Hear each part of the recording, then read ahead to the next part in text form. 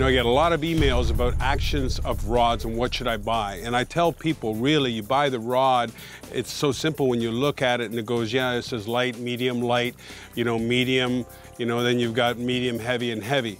Really, what that means is you're really looking at the type of action and what you're using. If I'm going to use a plug, like a Mirrodine, and start casting into sand holes and so on, I want something either heavy or medium heavy, so I let the rod do the work. So if I'm twitching and working that bait, I don't want a soft tip. So that's really important. If I go to a soft plastic, I'm either using medium light or medium, and that's what I prefer. So that's the first thing about action of rods. Now, I've got to admit, it was an unbelievable day when we were in the kayak. When we were in the kayak, this was the #1 bait, the Little John mirror lure right here. Today I'm going to show you 2 different hook styles that you need to know how to rig and work on those sand flats.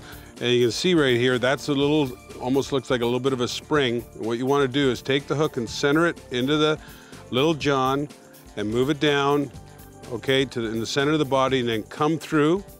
You know, hopefully you can see how well this works as I'm in a boat that's moving a bit, but you can see here I'm flipping the tail over. I twist it a couple times, flip the tail over. Okay, and I've got one more turn, flip it over, and there you have it. Now let me show you the other one. The other one is a simple rig. Basically, you can see the hook difference. What you want to do, you can see here, you want to just pop that in straight, make sure it goes all the way in, compress it with your finger, and that's embedded. Now, the hook is loose, okay, and you can see from the provoker, it's open on the inside.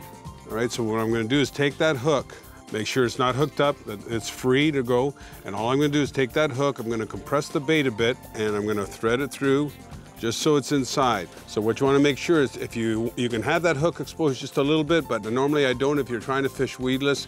And the last and most important, put in a loop knot for that action. You do those things and you'll catch yourself a mess of trout.